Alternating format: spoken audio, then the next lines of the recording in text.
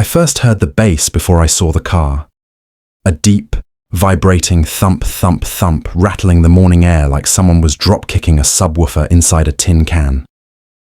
I stepped outside, coffee in hand, fully expecting a delivery truck, or maybe my neighbor testing new speakers. Nope.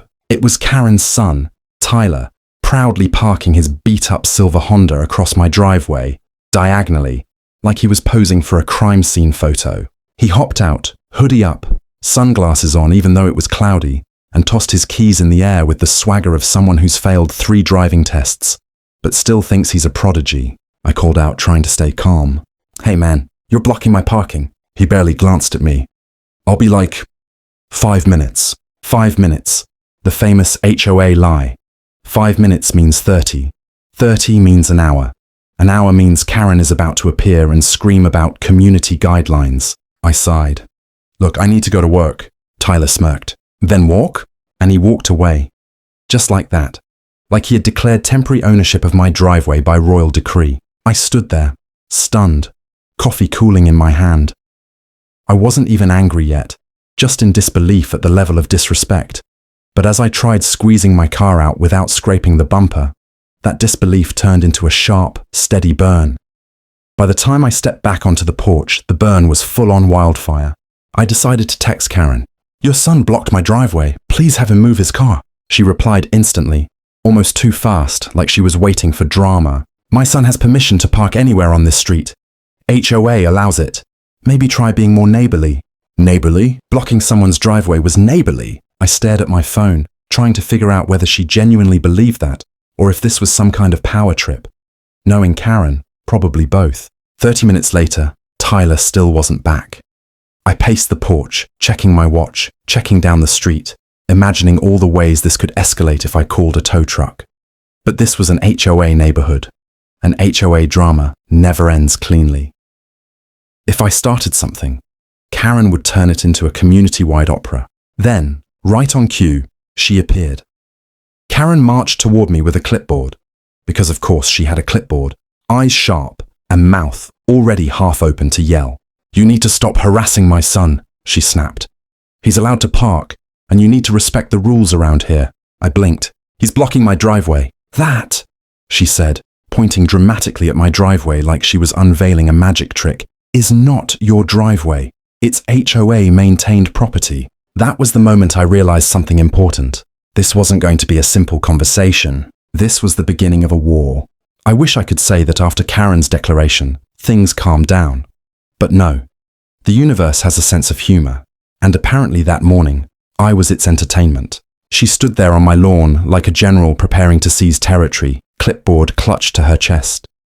I could almost hear dramatic battlefield music in the distance. "Your attitude," she said, "is becoming a community concern." "My attitude?" I repeated. "Your son blocked my driveway, and you harassed him about it." I said 5 words, and they were aggressive. I had to laugh, not rudely, just that soft, baffled chuckle you make when someone accuses you of something so absurd your brain needs a reboot. Karen didn't appreciate it. "There, see? You're antagonizing me now." I pinched the bridge of my nose and took a slow breath. "Karen, I just need him to move the car. He'll move it when he returns. End of discussion." And then she marched away like she had just delivered a Supreme Court ruling. I should have been used to her theatrics. This was the same woman who once tried to fine me because my hydrangeas were too confident. But today hit different. Today, she'd crossed from annoying to obstructive. By hour 1, I cancelled my morning meeting. By hour 2, I had written a strongly worded email to the HOA, fully aware they'd probably forward it to Karen. By hour 3, Tyler still hadn't returned, and Karen started doing patrols past my house, pretending to check mailboxes that weren't hers. That's when I noticed it. A small oil spot forming under Tyler's car. Old car, old damage, maybe a leak, nothing special yet. Eventually, Tyler swaggered back down the sidewalk, drinking an energy drink like it was a trophy. He stopped 5 feet from me and said, "Relax, dude. I was at a friend's place." "Good for you," I said. "Now move the car." He twirled his keys. "Say please." I stared at him, expression flat. "Move the car." He smirked, tossed his drink into my recycling bin, missing horribly, of course, and finally got in the car. Karen magically reappeared from behind a hedge as he reversed. "We will be filing a complaint," she announced like a game show host. Expect an HOA citation in the mail. For what? Existing? For your hostility, she barked. Tyler revved his engine, the car wheezing loudly, and sped off, leaving behind a fresh splatter of oil on the pavement. I watched the stains spread slowly. That was when an idea began to form. Quiet at first, then growing sharper, clearer, and absolutely irresistible. If Tyler wanted to play petty, Karen wanted to weaponize the HOA, then fine. I'd respond in a language they both understood. Consequences. By the next morning, the oil spot under Tyler's car had grown from a droplet to a small continent. The kind of stain that screamed, "This car is living on borrowed time." And as I sipped my coffee on the porch, watching Karen power walk past my driveway with the fury of someone training for the Olympics of petty, the plan fully crystallized. I wasn't going to touch his car. I wasn't going to damage a single bolt. I wasn't even going to approach it. I was going to let Karen and the HOA destroy it themselves. The universe for once was on my side. See, our HOA had a handful of rules that Karen loved using against everyone else. Rules about landscaping, trash cans, mailbox height. But one rule in particular was my golden ticket. Non-operational vehicles cannot remain on HOA property for more than 72 hours. A leaking engine counted as non-operational. Guess who helped write that rule? Karen. The irony tasted delicious. Later that afternoon, right on schedule, Tyler dragged his poor Honda back into the neighborhood. Same diagonal parking, same obnoxious bass thumping, like the heartbeat of a dying robot. He blocked part of my driveway again, not fully this time, but enough to make his intentions clear. I walked outside, took a single photo of the spreading oil puddle, and said, "Hey Tyler, your car's leaking fast." He shrugged. "Yeah, it's been doing that, it's whatever. You might want to get that fixed." He laughed. "It's fine." Karen, hearing my voice, stormed out of her garage. "Stop talking to my son about his vehicle. You are not a mechanic." Perfect. Let the record show. Karen was officially on tape refusing help, because by that evening, I'd submitted a formal complaint to the HOA. Not petty, not emotional, just factual, concise, and supported with time-stamped photos. Vehicle leaking hazardous fluids onto HOA pavement, see attached. Violation, non-operational vehicle rule 5B. Please address for community safety. HOA boards don't care about drama. They care about liability.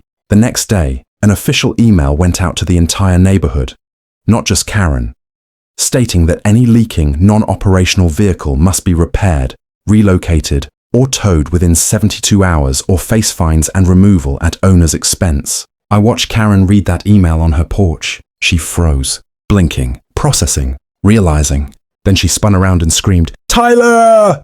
He jogged out, confused. "What?" "Your car. They're saying it's broken. They think you have a junk vehicle." "Well, it kinda is," he mumbled. Karen looked like she'd aged 5 years in 10 seconds. For the first time since moving in, I saw it. She wasn't in control, and the clock had started ticking. By hour 48, the leak under Tyler's Honda had grown so large that even the ants refused to walk near it. Karen, meanwhile, had entered full crisis mode, a state where she alternated between screaming at HOA emails, calling imaginary lawyers, and lecturing Tyler about community image, as if he were an employee she was preparing to fire. And I stayed quiet, watered my plants, waved at neighbors, enjoyed the show. By hour 60, a bright orange HOA violation sticker appeared on the Honda's windshield, the kind that glows like radioactive shame in the middle of the neighborhood. Karen stormed out the moment she saw it, ripping the notice off like it personally insulted her family bloodline. She marched directly to my porch. "You did this!" "Do what?" I asked, honestly enjoying her performance. "You made them target my son. I just reported a safety hazard. HOA rules, remember?" For a moment, I thought she might actually explode. But instead, she jabbed a finger at me and hissed, "This isn't over." It was very much almost over. Because at hour 72, right on schedule, a tow truck rolled into the neighborhood with a slow, authoritative rumble. Everyone heard it. Everyone peeked through blinds, stepped onto porches, paused their dog walks. Karen came rushing out in pure horror.